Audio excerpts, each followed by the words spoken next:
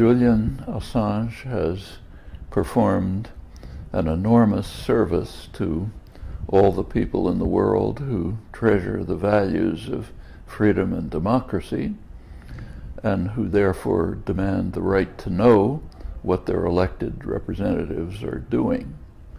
And for that very reason, he's one of the most dangerous criminals on the face of the earth, pursued with savagery by the rulers of the free and democratic societies. And there's a reason. There is a basic principle of government that's well understood by serious analysts. Actually, it was explained quite clearly by the professor of the science of government at Harvard University, the distinguished liberal political scientist and a government advisor, Samuel Huntington. He observed, I'll quote him, that the architects of power in the United States must create a force that can be felt but not seen. Power remains strong when it remains in the dark. Exposed to the sunlight, it begins to evaporate. And he gave some telling examples concerning the real nature of the Cold War. He was discussing U.S. military intervention abroad, and he observed, I'll quote him again, that you may have to sell intervention or other military action in such a way as to create the misimpression that it is the Soviet Union that you're fighting. That's what the United States has been doing ever since the Truman Doctrine. And there are many illustrations of that leading principle. Well, Julian Assange has committed the grave crime of exposing power to sunlight, which may cause power to evaporate if the population grasps the opportunity to become independent citizens of a free society, rather than subjects of a master who operates in secret. And that's a choice. And it's long been understood. In fact, it has long been understood that the public can cause power to evaporate. One leading thinker who understood and explained this critical fact was David Hume, writing on the first principles of government in one of the first modern works of political theory, almost 250 years ago. His formulation was so clear and pertinent that I'll simply quote it. Hume found nothing more surprising than to see the easiness with which the many are governed by the few, and to observe the implicit submission with which men resign their own sentiments and passions to those of their rulers. When we inquire by what means this wonder is brought about, we shall find that as force is always on the side of the governed, the governors have nothing to support them but opinion.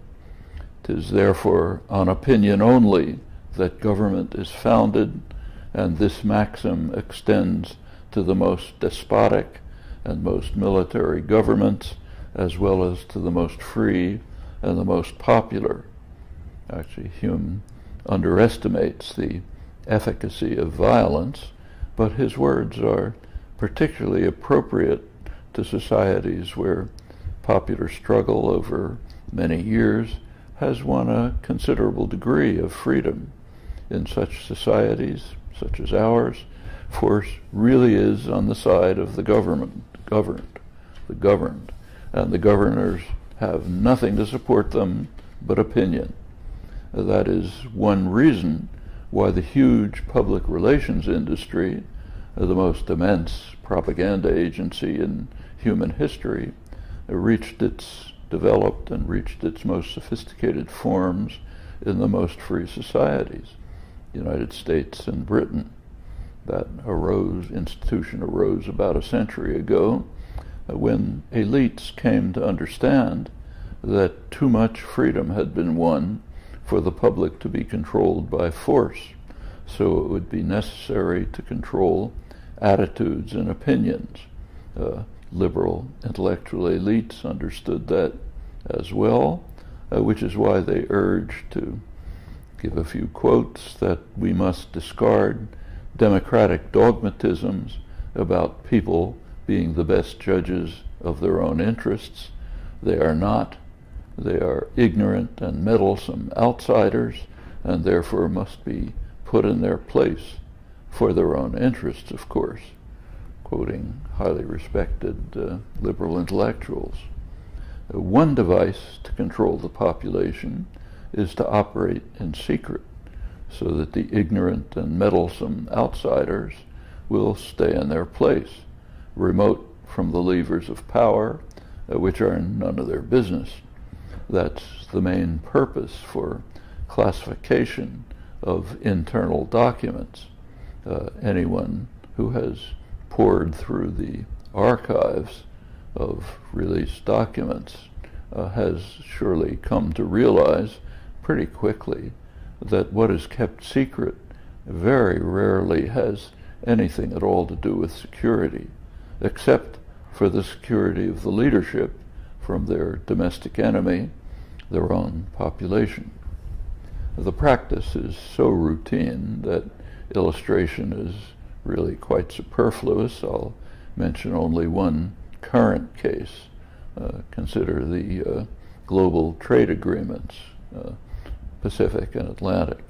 In actuality, investor rights agreements masquerading under the rubric of free trade. They're negotiated in secret with there's an intention of Stalinist-style ratification by parliaments, yes or no, which of course means yes, with no discussion or debate, what's called in the United States fast track. To be accurate, they're not negotiated entirely in secret. The facts are known to the corporate lawyers and lobbyists who are writing the details in such a way as to protect the interests of the constituency that they represent, which is, of course, not the public. The public, on the contrary, is an enemy that must be kept in ignorance. Julian Assange's crime is to violate the fundamental principles of government, to lift the veil of secrecy that protects power from scrutiny, keeps it from evaporating. And again, it is well understood by the powerful that lifting the veil may cause power to evaporate.